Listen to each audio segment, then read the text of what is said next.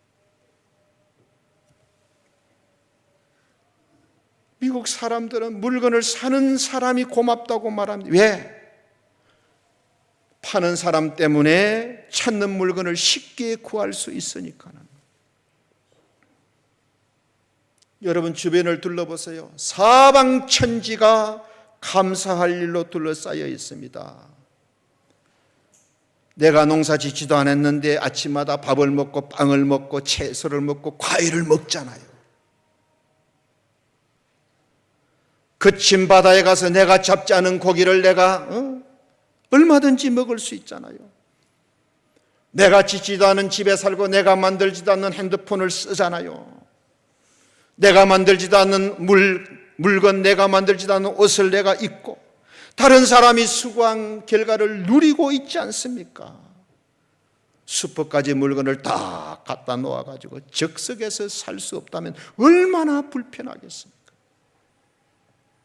아이고 목사님, 그거 다 내가 빼빠지게 돈 벌어서 그렇지 않습니까? 그 돈 번다고 내가 얼마나 수고하고 고생했는지 아십니까? 그러면 그 돈 벌 수 있도록 직장은 누가 주시고, 건강은 누가 주시고, 재능은 누가 주시고, 기회는 누가 주었습니까? 일하고 싶어도 직장이 없으면, 사고를 당해가지고 중환자실에 누워있으면, 일이 적성에 안 맞아가지고 할 수가 없다면, 함께 있습니다. 네 하나님 여호와를 기억하라. 그가 네게 재물 쌓아 얻을 능력을 주셨습니다. 하나님이 우리에게 돈을 벌 수 있는 능력을 주셨다. 재능도 주시고 건강도 주시고 직장도 주시고 시간도 주시고 열정도 주셨다. 사람들이 처음 직장에 들어가면 얼마나 감사하고 좋아하는지 모릅니다. 처음에는 하나님 감사합니다. 하나님 감사합니다. 좀 지나면 어떻게 합니까? 이놈의 직장, 이 망할 놈의 직장. 사람은 아주 배신의 명수입니다. 개는 배신을 모릅니다. 앞으로 길가에 개를 보면은 인사 좀 하고 가세요. 예의를 좀 갖추고 본받고 배우고 싶습니다. 개가 사람보다 훨씬 나을 때가 많습니다. 꼭 암에 걸려봐야 건강이 내 것 아니라는 걸 알겠습니까? 꼭 사고를 당해봐야 내가 나를 지킬 수 없다는 것과 안전은 내 것이 아니라는 걸 알아야 됩니까? 꼭 잃고 빼앗겨 봐야 하나님이 지켜주셔야 내 것을 지킬 수 있다는 걸 알아야 됩니까? 꼭 엄청난 사건 사고를 만나가지고 아차 하는 순간이 되어야 겨우 생각을 바꾸면 되겠느냐는 질문이에요. 미국이 잘 사는 이유가 있습니다. 조상들, 청교도들이 미국에 도착해가지고 제일 먼저 교회 지었습니다. 맹수들이 으르렁거리고 원주민의 화살이 날아오고 풍토병이 만연한데도 집이나 학교보다 교회를 제일 먼저 지었습니다. 그 다음에 학교 짓고 그 다음에 자기들이 살 집을 지었어요. 내 건강보다 내 자녀 교육보다 신앙이 먼저인 거야. 청교도들은 정신이 달랐고 가치관이 달랐고 인생관이 달랐고 신앙관이 달랐어요. 조상을 잘 만난 민족입니다. 좋은 부모 만난 사람들이에요. 반면에 우리나라는 신도시 만드는 곳에 가보면 제일 먼저 아파트 짓고 그 다음 학교 짓습니다. 교회는 저쪽 구석에 종교 부지를 조금 내놓고 생색을 냅니다. 동네에 교회가 들어오면 집값 떨어진다고 얼마나 반대하고 얼마나 해방하는지 모릅니다. 한 달 전에 서울에 갔을 때에 뉴스를 보니까는 동네의 지역의 학교 지으면 시끄럽다고 주민들이 반대해서 나라에서 학교를 못 짓고 있는 거예요.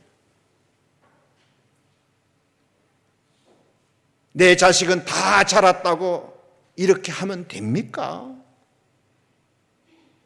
부끄러움을 모르니까는 이게 할 말인지 안 할 말인지, 이게 가져야 될 생각인지 그렇지 않아야 될 생각인지 분별을 못하는 거예요.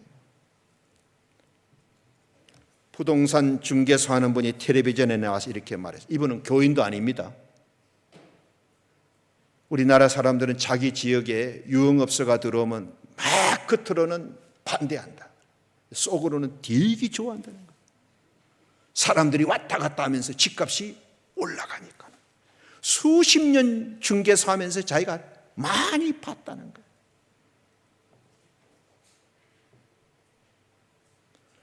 여러분, 하나님이 내 인생을 축복하시고 내 산업을 축복하시고 내 자녀를 축복해 주기를 원하시면요, 절대 쓰다가 남는 것 가지고 감사하지 마세요.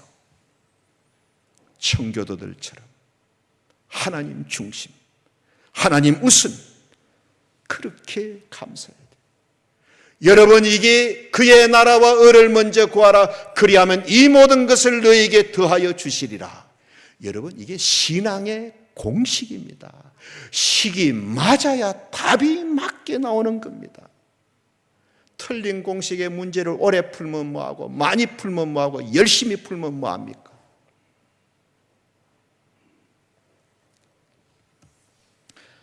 성경은 믿음에 굳게 서서 감사함을 넘치게 하라. 왜 감사를 믿음과 연관해서 말할까? 믿음과 감사는 정비례하기 때문에, 믿음만큼 감사하게 되고 감사하는 만큼 믿음의 사람이 되기 때문에, 그래서 그 사람의 믿음이 좋은지 아닌지는 얼마나 많이 봉사하느냐 이게 아닙니다. 그 사람이 얼마나 감사하는지를 보면 아는 거예요. 믿음 없어도 얼마든지 봉사할 수 있습니다.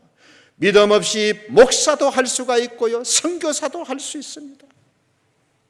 진짜 그 사람의 믿음을 알려면 그 사람이 얼마나 감사하는 사람인지. 왜?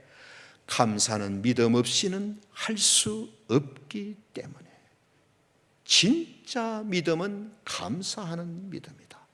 가장 좋은 믿음은 감사하는 믿음이다. 성경에는 항상 기뻐하라, 범사에 감사하라. 여러분, 잘 읽어보세요. 우리 형편을 묻지 않습니다. 우리의 동의를 구하지 않습니다. 하나님의 명령입니다. 명령. 이유는 얼마든지 감사할 수가 있고 충분히 감사할 수가 있고 모든 일에 범사에 감사할 수 있기 때문에 범사에 감사하라는 거예요. 형편이 더 좋아지고 넉넉해지면 저절로 감사하고 기뻐할 것 같습니까? 아닙니다.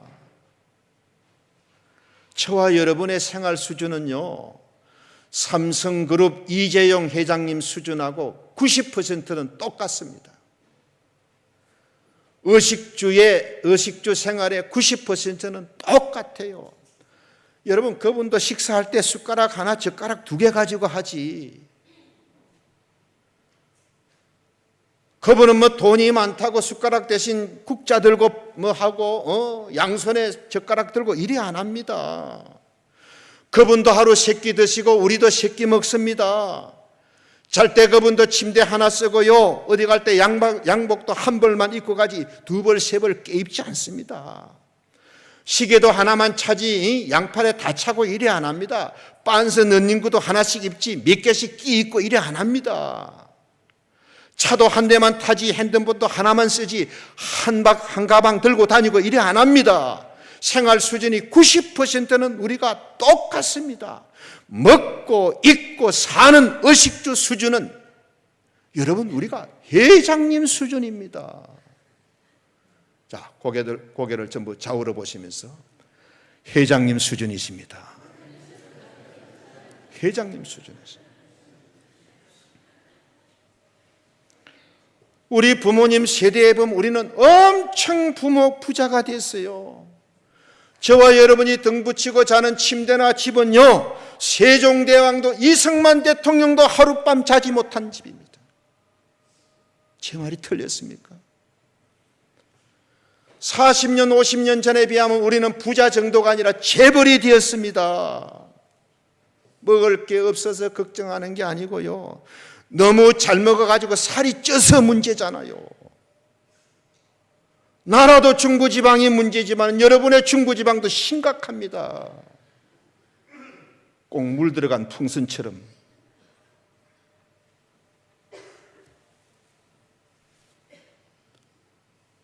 꿈꾸고 바라던 게 다 이루어졌어요. 그렇다고 우리가 더 행복하느냐? 환경은 물질적으로는 얼마나 좋아졌는데 더 가난하고 불행한 사람처럼 살아가는 거예요. 서울에 가보세요. 얼마나 깨끗하고 가게마다 먹을 게 쌓여 있고 얼마나 옷도 좋은 것 입고 얼마나 밝고 얼마나 깨끗하고 얼마나 편리한데 사람의 마음만 나빠졌어요. 얼마나 여유가 없고 이기적이고 감사할 줄 모르고 기다리지 못하고 참지 못하고 다 좋아졌는데 도로도 좋아지고 집도 좋아지고 공간도 좋아지고 다 좋아졌는데 사람의 마음만 나빠진 거예요. 이게 은혜 받은 사람이 이러면 됩니까? 여러분 기억하세요. 우리 남은 생에 행복한 인생이 되려면 길이 없습니다. 딱 하나, 감사하며 살아야 됩니다. 여러분 많이 가졌느냐 적게 가졌느냐 그게 행복을 좌우하지 않습니다. 돈 때문에 부모 자식 간에 원수되고 형제 간에 멀어지는 사람 얼마나 많습니까? 돈 때문에 바람 피우고 가정 깨어지고 조강지쳐 버리는 사람이 얼마나 많습니까?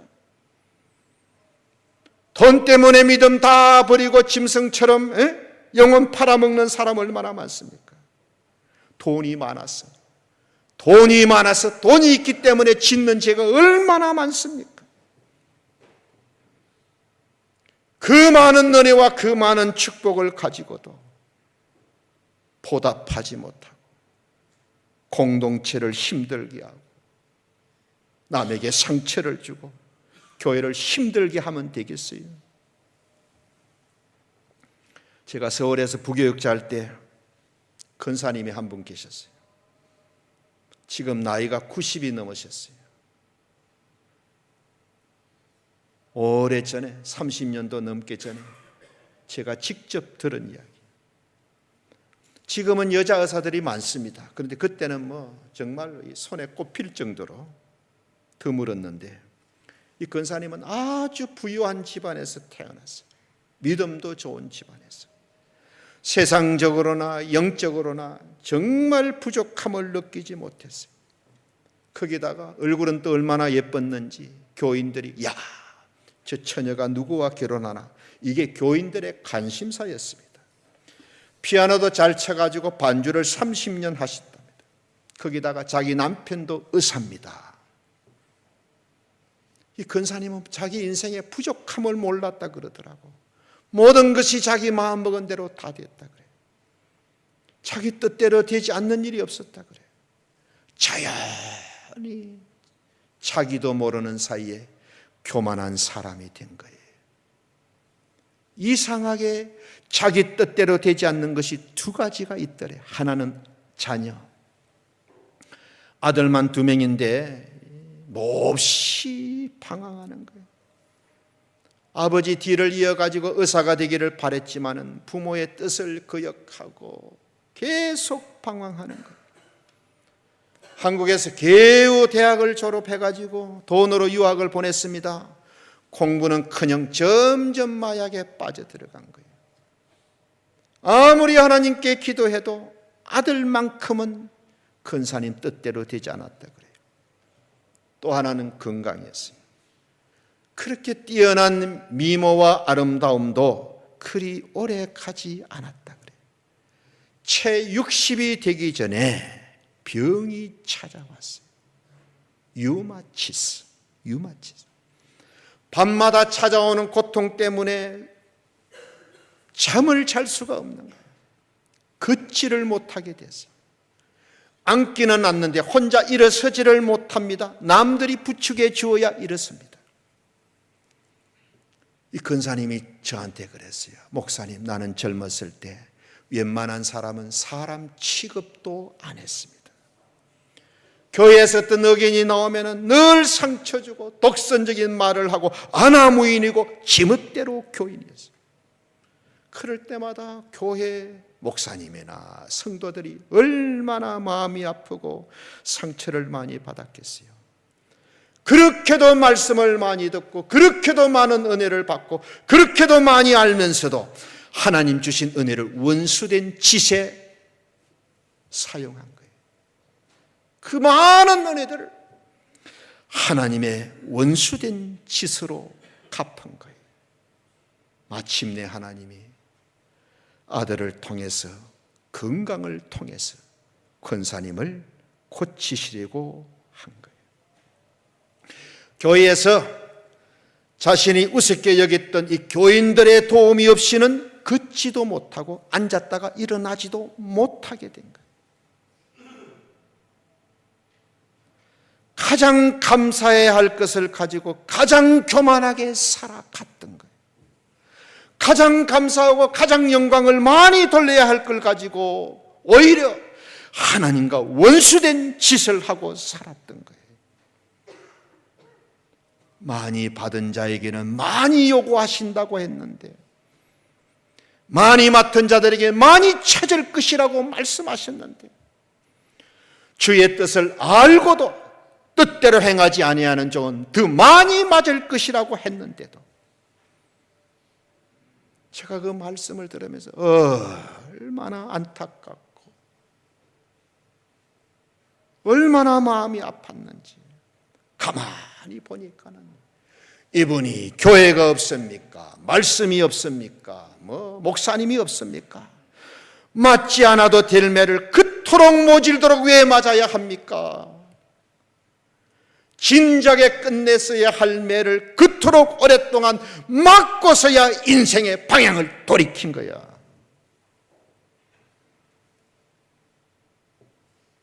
하나님이 남다른 은혜를 주셨는데 그 은혜로 원수짓만 한 거예요. 그분이 그랬어요. 예전에는 자기가 좋아해서 찬송 불렀대. 자기가 잘나서 찬양을 했대. 그런데 이제는 가사 한 절 한 절에 남다른 은혜를 받으신다는 거예요.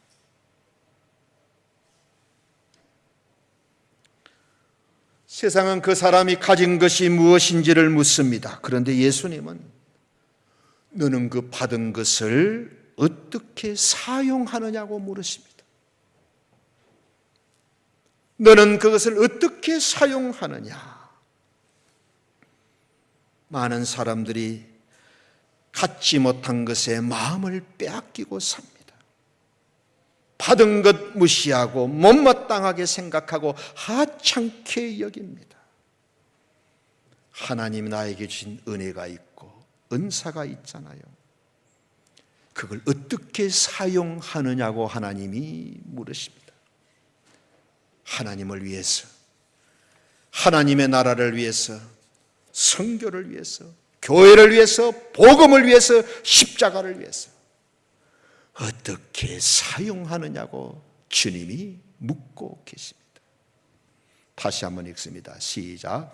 주인의 뜻을 알고도 준비하지 아니하고 그 뜻대로 행하지 아니한 종은 많이 맞을 것이요 알고도 못하고 맞을 일을 행한 종은 적게 맞으리라. 물은 많이 맡은 자에게는 많이 요구할 것이요 많이 맡은 자에게는 많이 달라 할 것이라. 말씀을 마칩니다. 주인의 뜻을 알면서도 무시한 종은 많이 맞을 것이다. 많이 받은 자에게는 많이 요구하실 것이고 많이 맡겨주신 자에게는 많이 찾을 것이랍니다. 또 한 가지, 믿음에 굳게 서서 감사함을 넘치게 하라. 그냥 서라가 아닙니다. 굳게 서랍니다.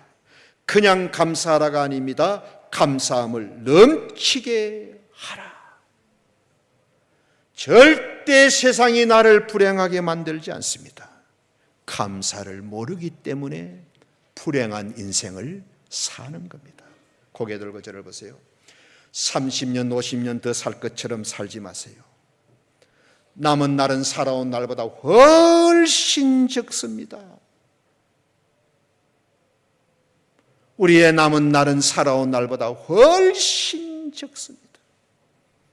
하루를 살아도 기뻐하고 감사하며 보람 있게 사셔야 됩니다. 행복하게 살려면, 보람 있게 살려면 감사하며 살아야 됩니다. 그렇게 사는 방법은 많이 받은 사람은 사람답게 감사함으로 사는 겁니다. 많이 맡은 사람답게 보답함으로 사는 겁니다. 우리는 지금까지 하나님의 은혜로 살아왔고, 지금도 은혜로 살고 있고, 앞으로도 은혜로 살아야 됩니다. 하나님 주신 은혜를 보답하고 감사함으로써 더 많은 감사의 제목을 하나님께로부터 받아 누리시는 복된 성도님들 되시기를 예수님의 이름으로 축원합니다. 아멘. 아버지 하나님, 우리는 받기만 좋아하는 얌체 같은 사람을 싫어합니다. 은혜를 모르는 싸가지 없는 사람을 정말 싫어합니다. 우리가 하나님의 은혜를 받은 자로서, 하나님의 사랑과 긍휼을 입은 자로서 그렇게 살지 않기를 다짐해 봅니다. 성령님, 은혜 받은 사람답게 살게 하시고, 많이 받은 사람답게, 많이 맡은 사람답게 감사함으로 보답함으로 살게 하여 주옵소서. 성령님 도와 주시옵소서. 예수님 이름으로 기도드립니다. 아멘.